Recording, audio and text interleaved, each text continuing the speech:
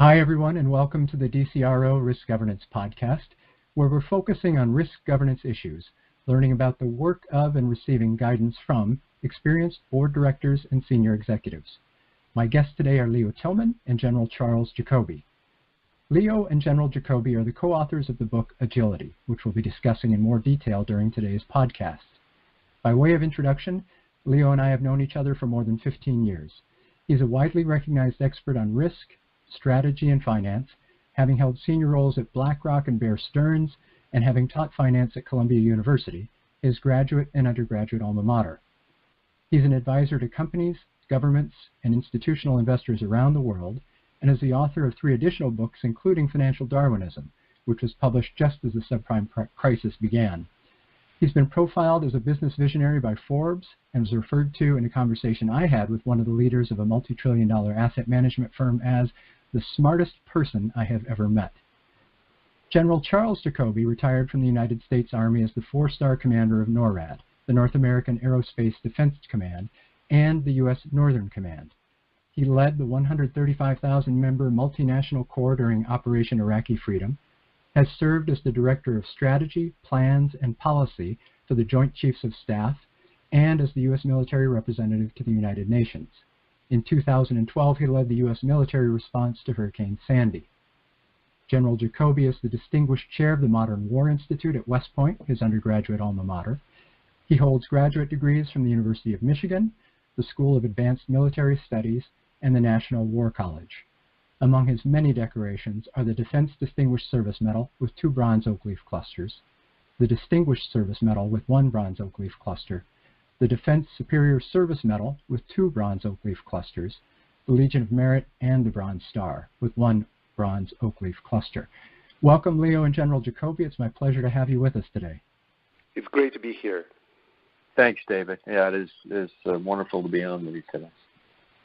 Well, it's great to have the 2 of you here. I think that the perspective you guys bring to the podcast and what the goal of this podcast is pretty spot on. So why don't we begin by discussing your different experiences and perspectives in business and the military and how they came together in the book Agility. Are there any key elements of agility that are most prescient and most relevant for the time we're in right now? Leo, do you want to start off? Sure. Again, David, it's great to be here. We have known each other, as you said, for a very long time. And I think what you're trying to do in bringing some of the best ideas to chief risk officers and directors is just so important. So my road to agility came through risk and finance. For a long time, I thought that, first of all, knowing the entire universe of risks and uncertainties facing any organization is an absolute prerequisite to being able to navigate change and be successful. But it's also the dynamism with which you manage that portfolio that has really been a focus of my work. So agility is the next reincarnation of that. It's a much broader discussion of what it takes to navigate change. Change from the viewpoint of risk and balance sheets, but broadly in terms of organizations, business models, etc. So when General Jacoby and I first met and compared notes on our perspectives, we discovered that we've been thinking about the same set of issues for a very long time and had complete alignment with respect to the need for the concept and theory of agility, but also the need to operationalize it. But obviously it was fascinating to compare notes and come at it from very different perspectives. Yeah. So, David, it was my good fortune to run into Leo soon after retiring, and one of the things that troubled me as I retired was just reflecting back on the uncertainty that is really part and parcel of operating in a military environment, and the requirement to not just understand uncertainty and the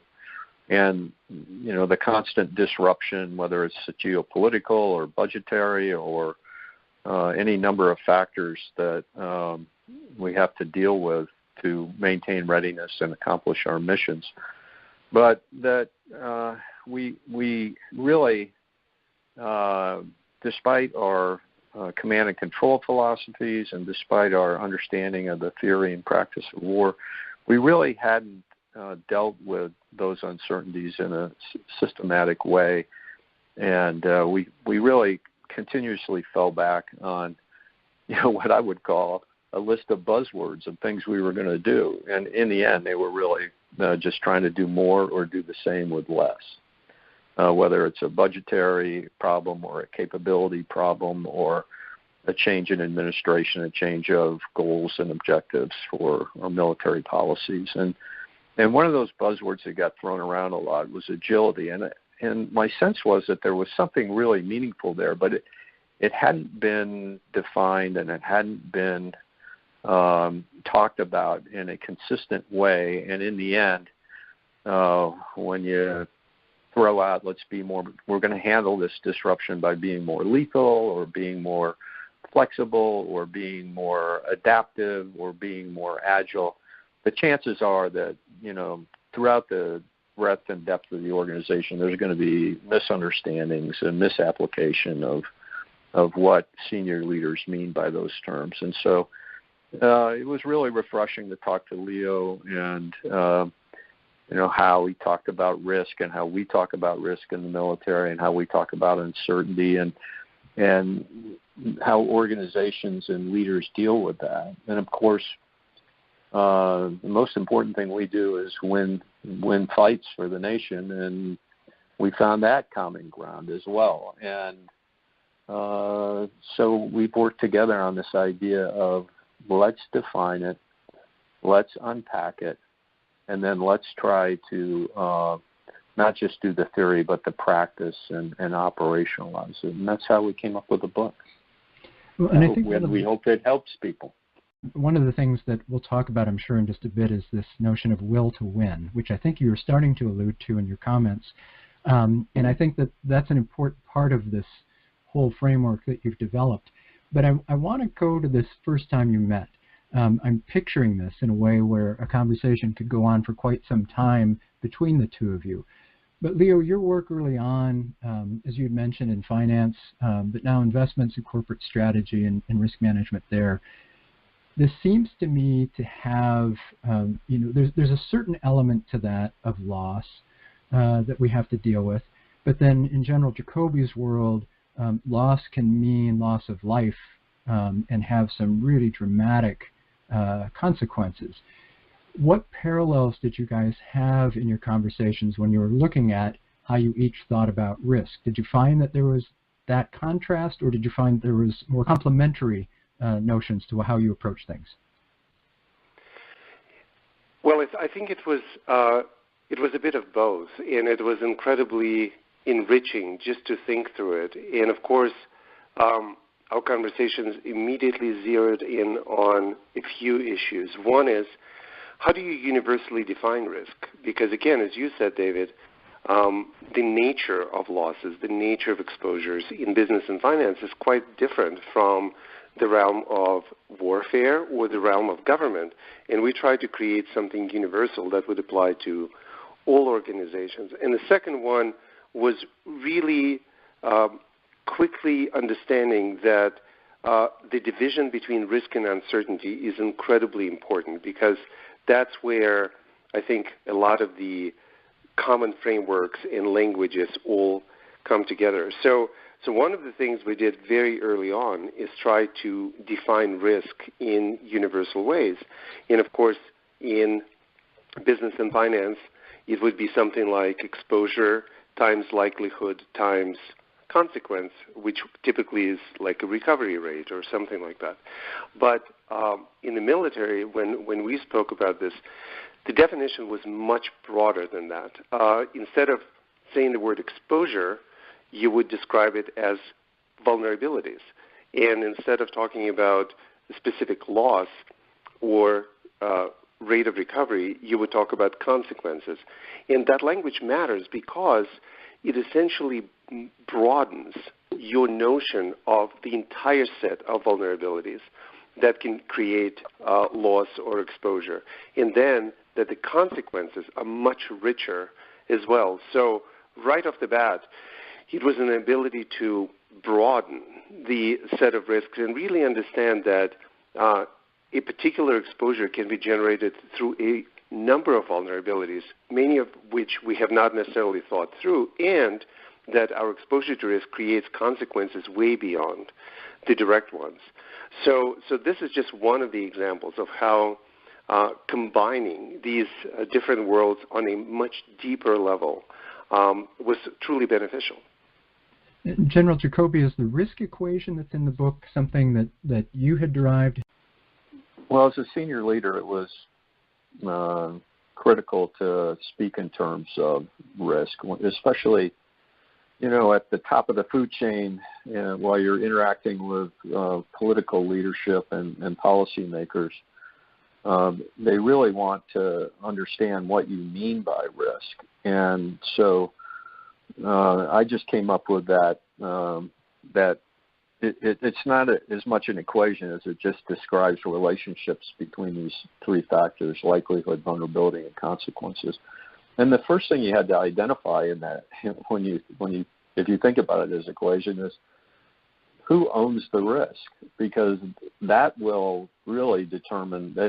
All of those relationships, the elements of those relationships are variables, and consequences mean different things to different participants. So the owner of risk is going to be the determinant of what consequences are acceptable or not acceptable. And so, the president and the secretary may have a different view of consequences than a division commander down in the ranks someplace. And so understanding that relationship between and where you can act in terms of reducing risks, or maybe being willing to take more risks. Can I impact likelihood? Can I impact vulnerability?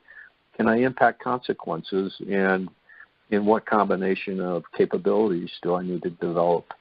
And Leo and I have called them risk levers to reduce risk. The other thing that is related to, and so yes, we use that as a shorthand to describe why the NORTHCOM commander, might feel the risk of a hurricane is more dramatic than on the Gulf Coast of the United States, and more important than it might be to the Pacific Command commander or the Central Command commander.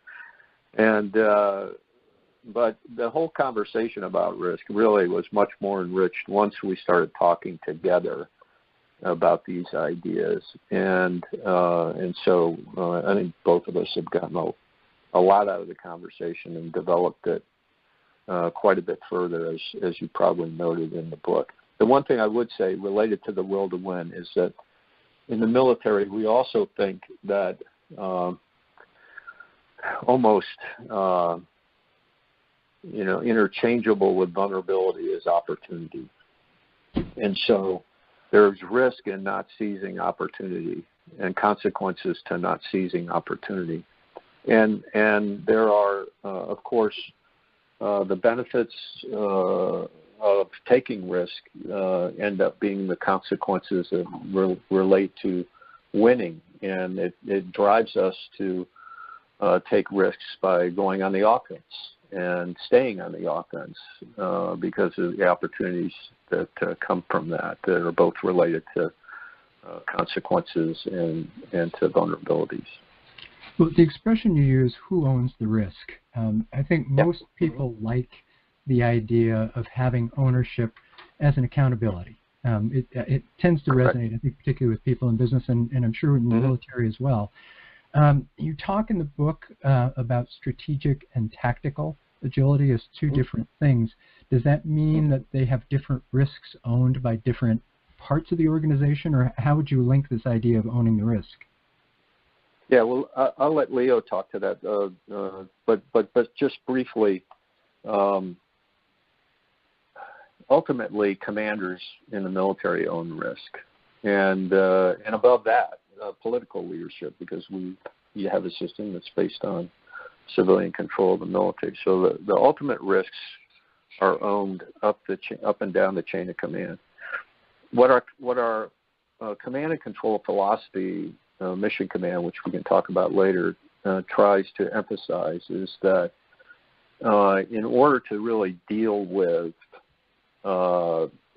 the fog and friction of any military operation, you need to decide what risks you can share, and that's actually equal to empowerment. What empowerment risk sharing can you do to the depth of the organization, to the edge of the organization? Because that's where tactical agility gives you the most innovation and creativity, is at the edge of the organization. So if you're going to keep all the risk to yourself, you may be the owner of the risk as the NORTHCOM commander, but if you're not willing to share that, you're not going to be effective at the edge of the organization, where decisions that have to be made that you can't possibly see and understand, but that the folks at the edge of the organization. So there is a relationship there between this idea of owning risk and then making decisions about how you share risk as a tool of empowerment. Go ahead, Leo. David, from my perspective, let me maybe reframe this a little bit away from risk ownership, which is obviously key, to the division of labor. Like, what is the division of labor for any organization to function properly and really utilize both the strategic power of the executive team, but also decentralized execution and innovation and creativity of folks across the firm?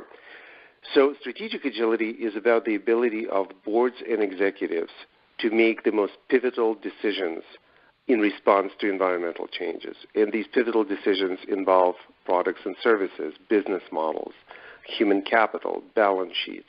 So big picture responses to dramatic changes in the environment. Tactical agility is about almost the mirror image of this process across the organization, where the whole organization understands the strategy, understands the business philosophy, understands their role in implementing the strategy, and then feels empowered to overcome obstacles and capture opportunities and be creative in implementing that. So to your point, first of all, the nature of activity is different. Secondly, the nature of risks undertaken in the process is different. The two are equally important, but obviously there needs to be a decision made about where this top-down strategy and direction ends and this bottom-up creativity, implementation, et cetera, begin. And of course, we all know some of the generic descriptions that have come out in recent years about indiscriminate flattening of organizations, et cetera. One of the most interesting conclusions of this research that went into this book was this notion that the answer to this question is not a matter of best practices, but rather it's a function of the nature of risks taken across the organization. Because the more interconnected these risks are, the more there is a need for a centralized understanding, integration, and direction. If you are operating in a world of truly independent risks, then you have much more flexibility about how to structure some of these organizations. Well, I thought, too, in reading some of the things that you've written, in talking about command and control, I think the initial response that people have to that expression is a rigid system. But what you guys have said is the goal of command and control is to seamlessly meld a centralized vision and planning with decentralized, empowered execution. And you emphasize the word empowered, which I think is really important. But I'd taken this other note, which I think, Leo, you just started to talk about, when you were discussing the notion of flattening organizations. If an organization has interconnected risks, that's potentially disastrous because people aren't aware of this high correlation because they don't interact with each other. Can you just expand on that in reference to what you had just said? Sure. And this entire train of thought did come from asset management and finance, where we have seen the following. So suppose there is an organization that truly believes that they are the best of the best in bottom-up security selection in whatever markets they operate. The entire organization is structured to facilitate fundamental analysis, relative value analysis, and then it all sort of comes together within the silos related to asset classes or mandates, et cetera, et cetera. And we have seen many of these organizations, and of course, both organizations themselves and their clients are surprised every time that when there is a market dislocation and losses and loss profiles appear to be entirely inconsistent with this narrative of alpha generation. So when we really dove into some of these cases with clients, what we discovered is that while they think they're in the business of alpha generation and bottom-up security selection, in fact, this entire process is that of risk aggregation. And all of these silos are in the business of taking on systematic risks through individual bottom-up security selection. So all of a sudden you have a number of silos doing amazing work, but there's a market dislocation. Everything starts moving in unison, and all of these risks become one.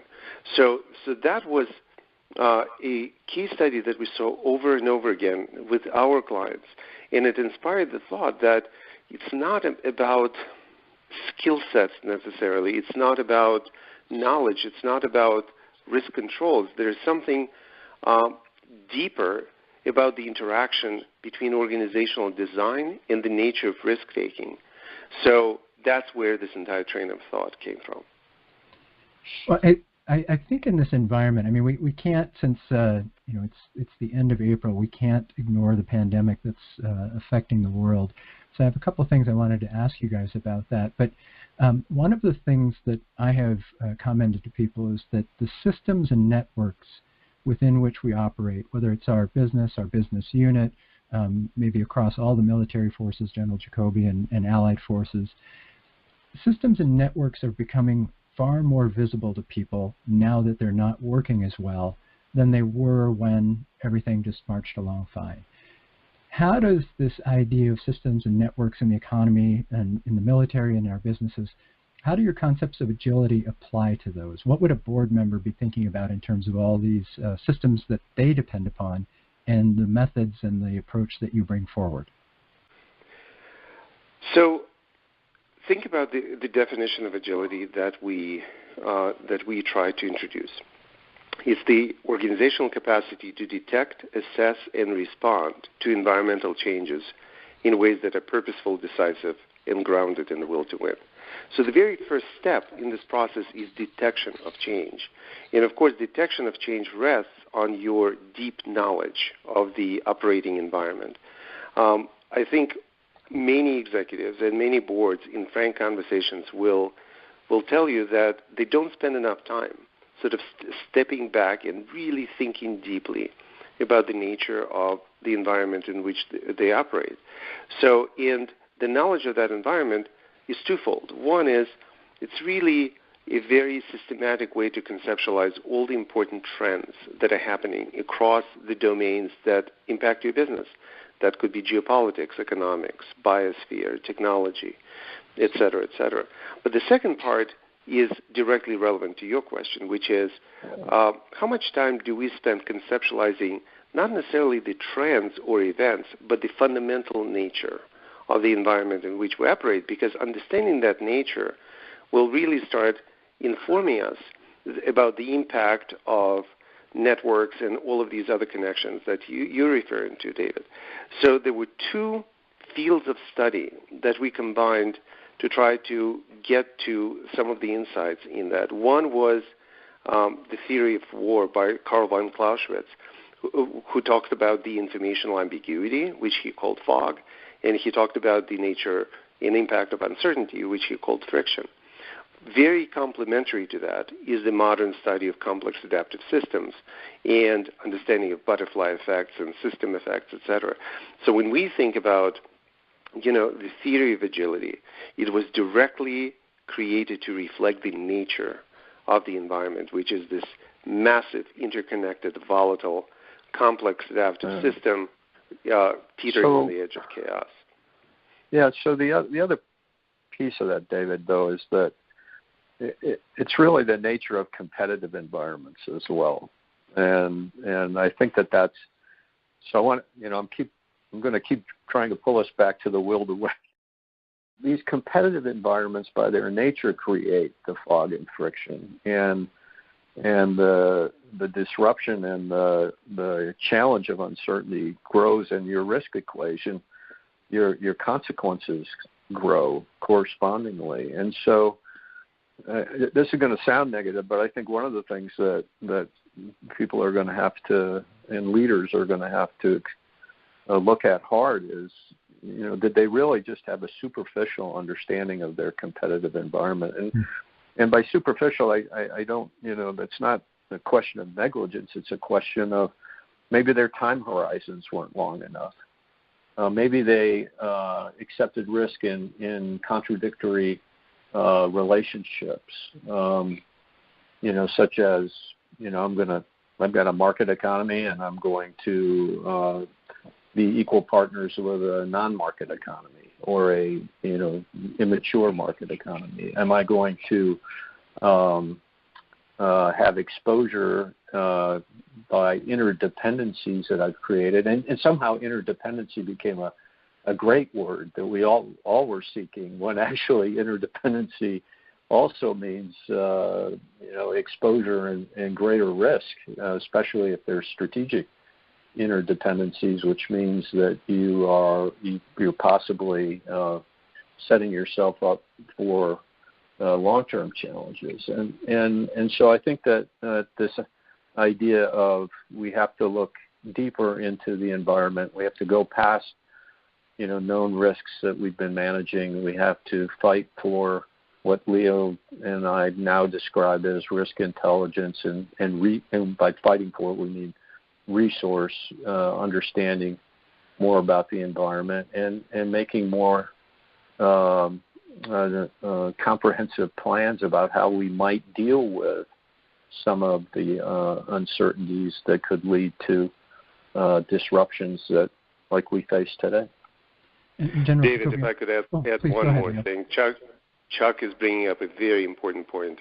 So when we started thinking about the risk equation and its close cousin strategic calculus, which is how you shape decisions by taking into account your goals, your risk, your capacity, and many other things, sort of the natural inclination of the military to immediately think about the competitive environment and the presence of the adversaries was really striking, right? Because we, in business and finance, don't necessarily think that way, or do not as explicitly think about our risk equations and what is the role of adversaries in our vulnerabilities, likelihoods, and consequences, but also the notion that our adversaries have risk equations too and make decisions based on incomplete information. So I'll give you one example. So in business and finance, sometimes or often we think that likelihoods are given. They're reflective of exogenous events that we have no control over. The military really questions that, because in some realms, likelihood is something that you can affect. So deterrence is one of the examples where you truly affect both your and your adversary's risk equations, and you actually change not just the vulnerabilities and consequences, you actually change the likelihoods. So this incredible presence of adversaries as one of the most important factors, I think, can truly benefit financial institutions and institutional investors. So next time you attend an investor call for a company, pay attention to how much time is spent on articulating your own strategy and your own earnings growth and things like that versus describing the competitive landscape and truly demonstrating the knowledge of what your opponents or disruptive competitors are trying to do. And I think those concepts are really helpful for people as they enter the boardroom to think about what they're supposed to be doing. And I want to, since our time went by incredibly quickly, but I want to give you guys a chance to wrap up on something I think, again, that's very timely and relevant to the work that you're doing. The conversation around the country right now, and I guess around the world right now, is how we try to return to some normalcy. How do we, quote, restart the economy? And I want to have you guys, if you can, in a somewhat brief way, tell us about walking into a boardroom right now and what you would tell a board about agility and agility and the concepts that you've developed and how it can help them assess the best steps forward as, again, we, quote, try to restart the economy. Sure. So, look, I think one of the biggest takeaways from this entire experience is this notion that our organizations will be facing disruption, change, and uncertainty forever. And considering that uncertainty is getting more pervasive, our large, complex, adaptive system is becoming more volatile, more interconnected. We need to equip our organizations with the ability to detect, assess, and respond to all kinds of environmental changes repeatedly and consistently. And some of them will come as disruptions in technology, and some of them will come as geopolitical shocks, and some of them come as pandemics or recessions. So very different nature of things coming at us, and yet we need to detect, assess, respond, demonstrate the will to win, demonstrate purposefulness, etc. So right now is a great example of that kind of a landscape. So on the one hand, you have significant risks across business, finance, cybersecurity, etc., stemming from just the nature of the pandemic, nature of the recession. And one of the pieces of advice that we discuss with boards and executives is, are we thinking about the range of scenarios coming of it broadly enough? Are we really planning for significant contingencies if, for instance, we go into systemic credit crisis, or all of this money printing by central banks results in significant inflation? Are we thinking in terms of risk, in terms of strategy, in terms of planning broadly enough to capture the entire universe of risks, entire vulnerabilities, likelihoods, and consequences? But alongside of these risks are significant uncertainties. The nature of work and learning can profoundly change. This pandemic can accelerate a lot of the trends in technology, like AI and robotization and gene editing. And then, and of course, depending on the social impacts, you could have the rise of nationalism and populism alongside of it. These are genuine uncertainties that can truly affect our organizations. So the goal to make that choice, to build organizations to systematically respond to change in a very disciplined, risk-conscious way, but also take into account the entire range of risks and uncertainties, we believe would benefit any organization. General David, Jacoby.